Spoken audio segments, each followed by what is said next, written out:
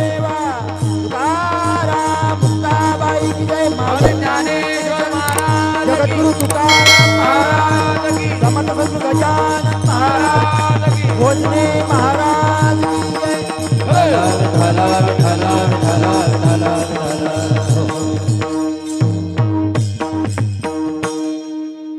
महायोग पीठे तटे भीमरथा वरं पुण्डरीकाय दातुं मुनीन्द्रैः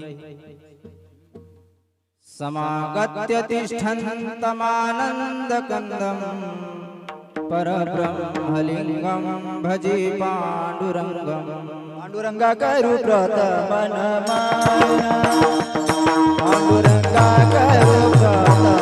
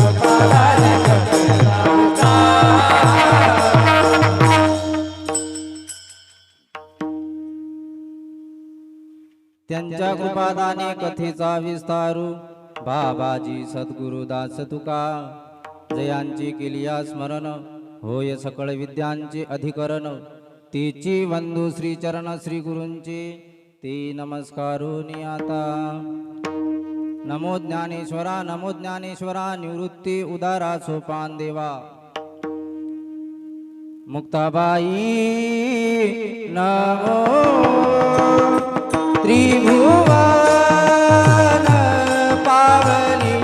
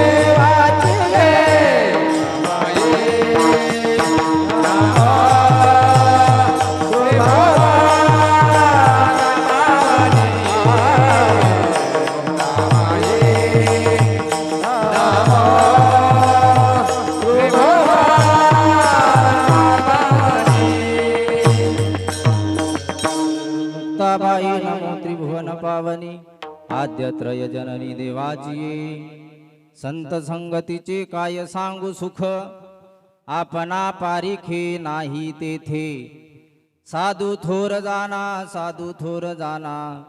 साधू थोर जाना कलियुगी.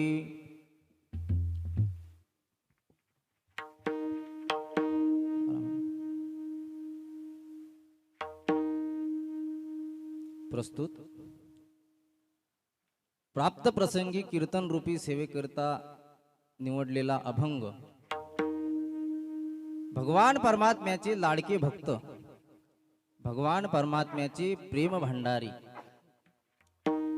अर्थात भगवान परमात्म्याचे लडिवाड भक्त ज्यांना आपण म्हणतो, अशा संत शिरोमणी नामदेव महाराजांचा हा 4 चरणाचा अभंग आहे.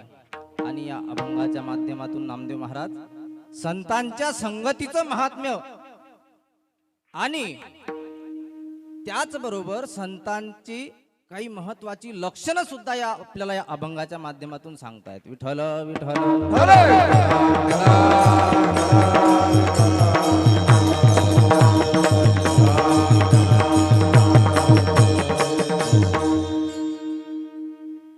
सेवेला सुरुवात करण्याच्या पूर्वी थोडा परिहार देणं इष्ट आणि गरजेचं असतं.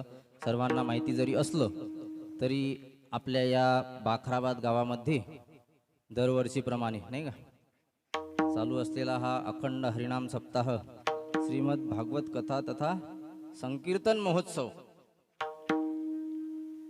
आणि ज्यांच्या मुखारविंदातून आपण श्रीमद भागवत कथेचं रसपान करीत आहात असे आमचे ज्येष्ठ गुरुबंधू आणि आमचे परम मित्र श्री हरिभक्तपरायण अभिषेक महाराज शेगावकर आणि त्यांच्याच माध्यमातून तुमच्या सर्वांच्या या दर्शनाचा योग.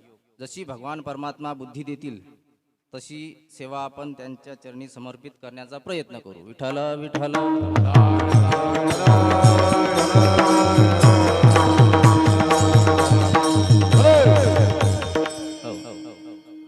त्याचबरोबर उत्तम अशी मृदंगाची साथ करणारे आमचे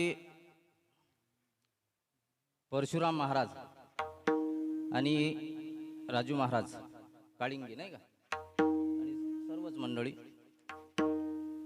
सर्वांच्या साथीनं आपण आपल्या वेळेमध्ये चिंतन सेवा करण्याचा प्रयत्न करू. सेवेकरिता घेतलेला अभंग संत शिरोमणी भगवान परमात्म्याची लाडके भक्त, भगवान परमात्म्याची प्रेम भंडारी श्री संत नामदेव महाराज यांचा आहे. आणि नामदेव महाराज या अभंगाच्या माध्यमातून संतांच्या संगतीचं महात्म्य सांगतात. संतांच्या संगतीचं महात्म्य सांगतात म्हणजे महाराज आपण एक प्रश्न करू, महात्म्य सांगायची काय गरज आहे हो? महात्म्य सांगायची काय गरज आहे? तर त्याचं उत्तर असं आहे की जोपर्यंत आपण एखाद्या गोष्टीचं, कोणत्याही गोष्टीचं धरा, आपल्याला महात्म्य जोपर्यंत त्या गोष्टीचं माहिती होत नाही तोपर्यंत त्या गोष्टीची किंमत आपल्याला कळत नाही. आणि किंमत कळत नसल्यामुळे त्या गोष्टीपासून आपल्या जवळ असून सुद्धा आपल्याला त्या गोष्टीपासून फायदा करून घेता येत नाही. केवळ महात्म्य माहित नसल्यामुळे ह्या सर्व गोष्टी घडतात.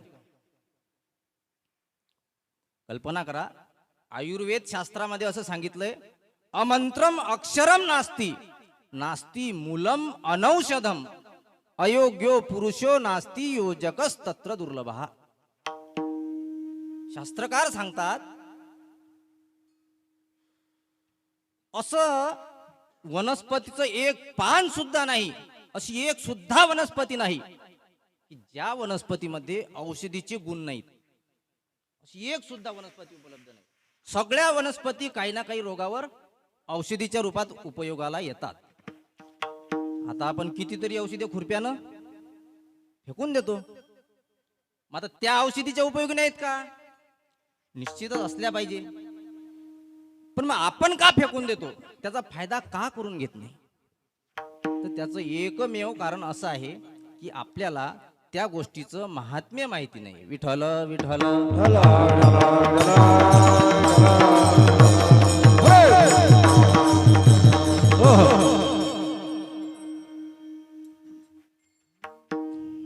आपण श्रीमद भागवत कथा श्रवण करणारी मंडळी आहोत. कालचा पहिला दिवस होता, आज दुसरा दिवस आहे. आणि कथेची सुरुवात करत असताना पहिला दिवस हा कृष्ण जन्माने साजरा होतो, बरोबर ना? पहिला दिवस कृष्ण जन्माने साजरा होतो, बरोबर का? नाही नाही, पहिल्या दिवशी भागवत महात्म्यच सांगावं लागतं. श्रीमद भागवत ग्रंथाचं महात्म्यच सांगावं लागतं पहिल्या दिवशी. काय कारण आहे काय मी, का बरं? अहो, जोपर्यंत आपण महात्म्य ऐकणार नाही, तोपर्यंत त्या ग्रंथावर आपला विश्वास नाही निर्माण होणार. कोणत्याही ग्रंथाच्या सुरुवातीला त्या ग्रंथाचं सुरुवातीला महात्म्यच दिलेलं असतं. हे एकमेव त्या गोष्टीचं कारण आहे. विठ्ठल विठ्ठल.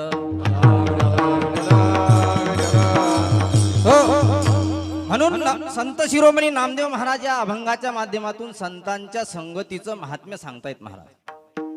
नामदेवरायांचा अधिकार तसं पाहायला गेलं तर वारकरी संप्रदायामध्ये फार आगळा वेगळा अधिकार नामदेव महाराजांचा आहे. या वारकरी संप्रदायाच्या कलशस्थानी तुकाराम महाराज निश्चित आहेत.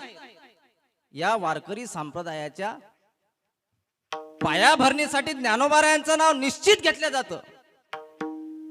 हो, पण याच वारकरी संप्रदायाचं विस्तारीकरण म्हणजेच प्रचार आणि प्रसार करण्याचं काम जर कोणी केलं असेल तर ते भक्त शिरोमणी नामदेव महाराजांनी केलं. महाराज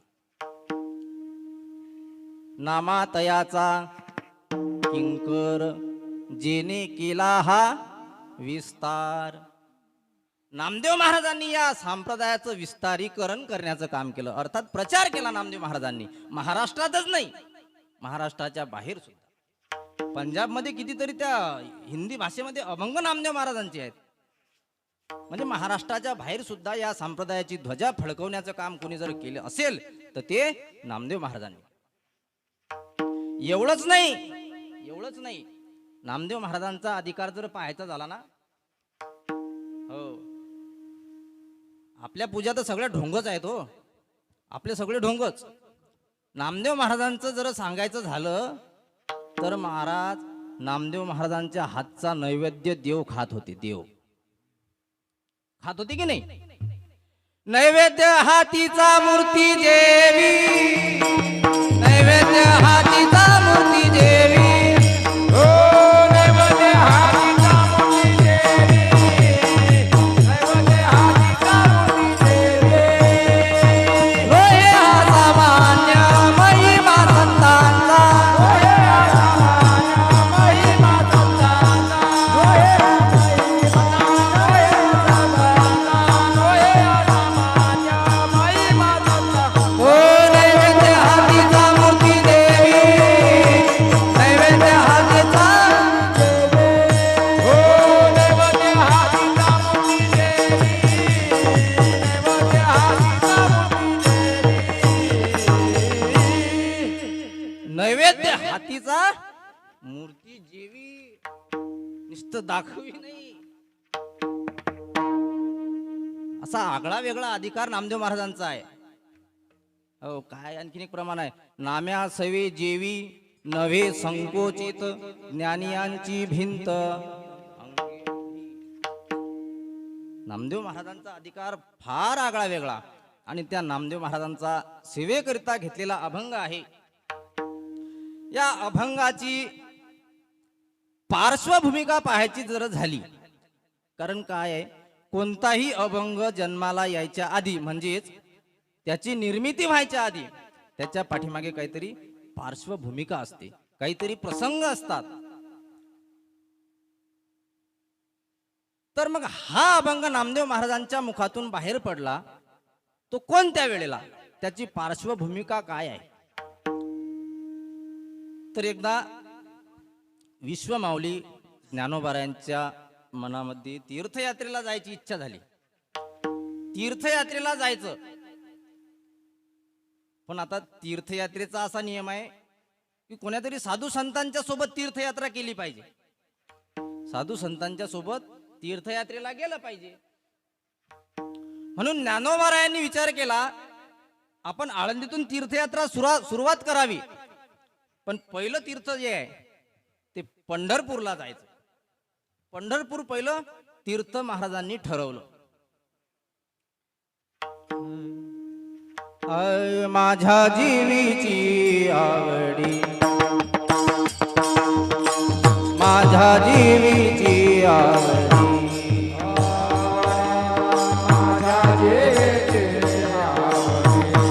आवडी माझ्या जीवीची आवडी.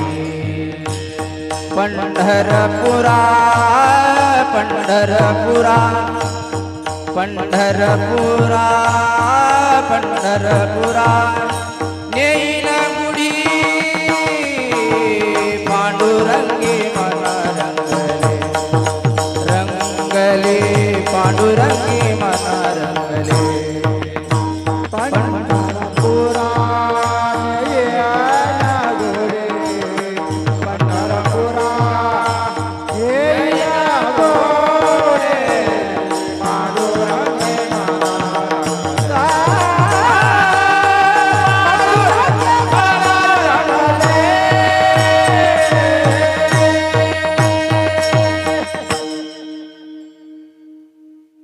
माझ्या जीवीची आवडी.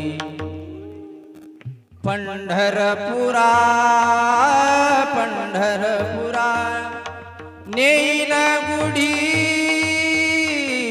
पांडुरंगी मन रंगले, रंगले पांडुरंगी मन रंगले. ज्ञानोबारायांच्या मनामध्ये तीर्थयात्रा करावी अशी इच्छा निर्माण झाली. पण पहिलं तीर्थक्षेत्र जर कोणतं असेल तर ते भूवैकुंठ पंढरपूर निवडलं. पंढरपूरच्या दिशेने ज्ञानोबारा निघाले. ज्ञानोबारा पंढरपूरच्या दिशेने गेले. पंढरपुरामध्ये ज्ञानोबारायांनी पाऊल ठेवलं पंढरपुरामध्ये आणि चंद्रभागेचं स्नान करायला गेले. चंद्रभागेच्या वर आले, पुंडलिकरायांचं दर्शन घेतलं आणि महाद्वाराच्या दिशेने निघाले. महाद्वाराच्या दिशेने निघाल्यानंतर ज्ञानोबारायांनी कळसाचं दर्शन घेतलं. झळझळीत सोना सळा, झळझळीत सोना सळा, कळसा दिसतो गोधळा, परवे भरावे पंढरपुरा, परवे भरावे पंढरपुरा. कळसा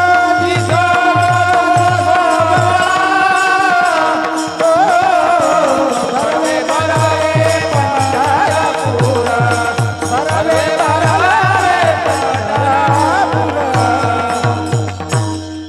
कळसाचं दर्शन घेतलं आणि मंदिरामध्ये प्रवेश केला. देवाचं दर्शन घेतलं आणि दर्शन झाल्याच्या नंतर आता नामदेव महाराजांना सोबत न्यायचं होतं तीर्थयात्रेला. म्हणून नामदेव महाराजांना शोधतायत ज्ञानोबाराय. नामदेव महाराजांचा शोध घेत घेत घेत घेत पंढरपूर फिरायला लागले. पण कुठं नामदेव महाराजांचा पत्ता नव्हता. नामदेव महाराज कुठं आहेत कोणाला माहिती नाही. एका ठिकाणी गेले आणि वाळवंटाच्या दुसऱ्या बाजूला नामदेव महाराजांचं कीर्तन चालू आहे असं माहिती पडलं. आणि ज्ञानोबारायांनी त्या वाळवंटाच्या दिशेने धाव घेतली. वाळवंटाकडे जायला निघाले. वाळवंटात गेल्याच्या नंतर महाराज नामदेव महाराजांचं कीर्तन त्या ठिकाणी. आता नामदेव महाराजांचं कीर्तन मग काय ते काय साधा थाट असेल का त्याचा? नामदेव महाराजांचं कीर्तन म्हणजे काय साधं कीर्तन असेल? नामदेव महाराजांच्या कीर्तनामध्ये मोठी मोठी मंडळी होती. मोठी मोठी मंडळी. मोठी मोठी म्हटल्यापेक्षा तत्कालीन म्हणजे ज्ञानेश्वर महाराजांच्या काळात जेवढी काही संत मंडळी होती, जेवढी काही संतांची मांदियाळी होती, सगळी त्या कीर्तनामध्ये हजर होती. जनाबाईंनी एका अभंगामध्ये त्या कीर्तनाचं वर्णन केलंय, खूप गोड केलंय. नामदेव कीर्तन करी पुढे देवनाचे पांडुरंग. नामदेव कीर्तन करी पुढे देवनाचे पांडुरंग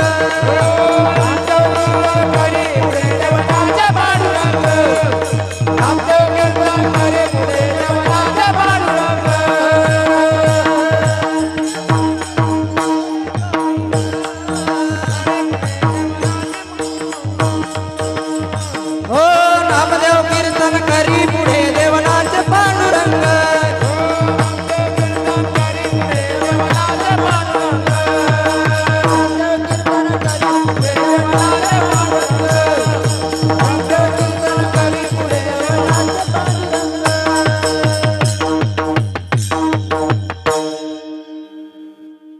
नामदेव कीर्तन करी पुढे देवनाचे पांडुरंग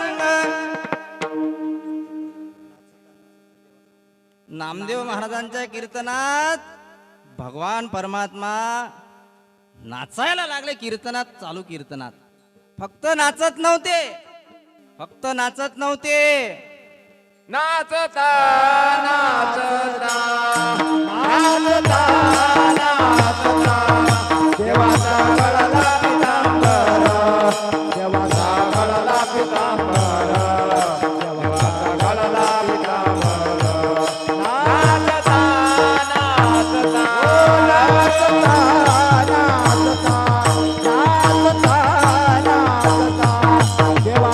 गळाला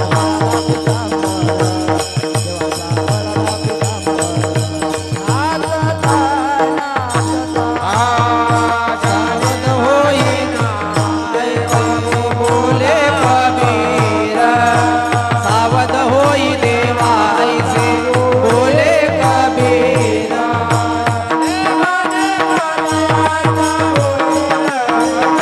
नामदेव कीर्तन करे नामदेव कीर्तन करे पुढे देवनाचे पांडुरंग पुढे देवनाचे पांडुरंग पुढे देवनाचे पांडुरंग नामदेव कीर्तन करे नामदेव कीर्तन करी नामदेव कीर्तन करी पुढे देवनाचे पांडुरंग पुढे देवनाचे पांडुरंग पुढे देवनाचे पांडुरंग नामदेव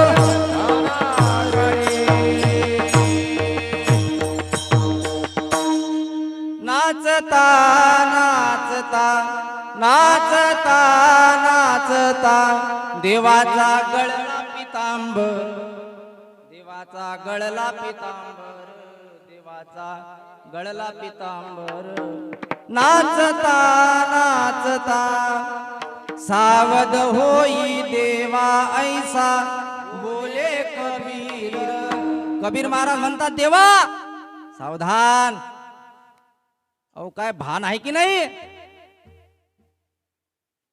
त्या नामदेव महाराजांचं कीर्तन महाराज ते देवाला काय भान राहणार त्या कीर्तनाचं जनाबाई त्या अभंगामध्ये त्या कीर्तनामध्ये गोरोबा काका त्या कीर्तनामध्ये ज्ञानोबारा दिसल्याबरोबर जनाबाई म्हणतात ज्ञानोबाराला जनी म्हणे ज्ञान देवा बोला अभंग अभंग बोलता रंग कीर्तनी भरला प्रेमाचे निछंदे विठो नाचू लागला आगळा वेगळा थाट त्या अभंगाचा आणि त्या ठिकाणी कीर्तन पार पडलं कीर्तन झाल्याच्या नंतर ज्ञानोबाराय नामदेव महाराजांना भेटायला गेले आणि आपल्या मनातली इच्छा नामदेव महाराजांना सांगितली की नामदेव महाराज तुझी संगती प्रेम सुख घ्यावे आणि सार्थक करावे देहाचे या तुमच्या संगतीमध्ये तीर्थयात्रा करावी अशी इच्छा आहे नामदेव महाराज म्हटले काय म्हटले तीर्थयात्रा आणि मी का हो शक्य नाही पण का नामदेवराय जे भगवंताचे भक्त होते महाराज त्यांचं एक वर्णन असं आहे की नामदेव महाराज एकनिष्ठ भक्त होते भगवान परमात्म्याचे एकनिष्ठ भक्त एवढे एकनिष्ठ की एका विठ्ठलाला सोडून एका पांडुरंगाला सोडून दुसरा देवच मानायचा नाही एवढी एकनिष्ठता नामदेवरायांच्या ठिकाणी होती नामदेव महाराज म्हटले मी दुसऱ्या देवालाच देव मानत नाही. एक गाव आम्ही विठोबाचे नाम. हो गाव आम्ही विठोबाचे नाम. एक गाव आम्ही विठोबाचे नाम. एक गाव आम्ही विठोबाचे नाम. अनेकाचे काम नाही आता. अनेकाचे काम नाही आता. अनेकाचे काम नाही आता. मोडोनिया वाटा सुद्धा मधुकर. मोडोनिया वाटा सुद्धा मधुकर. आदिकाचे काम नाही आता. आदिकाचे काम नाही आता. आदिकाचे काम नाही आता. मोडोनिया वाटा तुझा माधुकर. मोडोनिया वाटा तुझा आणि काचे काम नाही आता. एक गाव आम्ही विठोबाचे नाम. हो किंवा एक धरिला चित्ती आम्ही रखुमाईचा पती. अशी एकनिष्ठता नामदेव महाराजांची. त्यामुळे नामदेव महाराज म्हणले तीर्थयात्रा मी शक्यच नाही. ज्ञानोबा म्हटले अहो चला तीर्थयात्रेला, मला तुमच्या सोबत तीर्थयात्रा करायची आहे. नामदेव महाराज काही ऐकायला तयार नाही. खूप समजूत काढली, सगळ्या मंडळींनी समजूत काढली, पण नामदेव महाराज ठाम आपल्या मतावर. नामदेव महाराजांना वाटलं आता एवढी मंडळी आग्रह करतात, सगळ्यांना मना कसं काय करायचं, बरं सगळ्यांना नाही कसं काय म्हणायचं.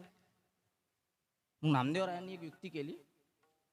नामदेव महाराज म्हणाले ज्ञानोबा तुम्हाला एक सांगू का, मी तीर्थयात्रेला आलो असतो मला यायला, मी दुसऱ्या देवाला देव मानत नाही, पण ठीक आहे तुम्ही आग्रह करता मी आलो असतो. पण एक कारण असं आहे की मी जर तुमच्यासोबत तीर्थयात्रेला आलो तर देवाला माझ्या वाचून करमत नाही, देवाला करमणार नाही माझ्या वाचून. त्याच्यामुळे मी तीर्थयात्रेला येऊ शकत नाही. नाना प्रकारे समजूत काढायचा प्रयत्न केला, पण नामदेव महाराज काही ऐकायला तयार नाही. मग सगळीच्या सगळी मंडळी मंदिराच्या दिशेने गेली. ज्ञानोबारायांना कळलं आता नामदेव महाराज ऐकत नाहीत. आता काय केलं पाहिजे, तर आता एकच उपाय, भगवान परमात्म्याला विनंती करायची. भगवान परमात्म्याच्या कानावर हा विषय घालायचा. म्हणून सगळी मंडळी त्या मंदिराच्या दिशेने गेली.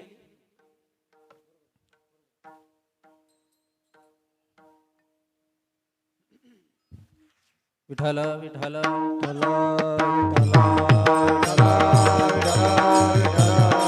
कुंडली वरदा हरी विठ्ठल.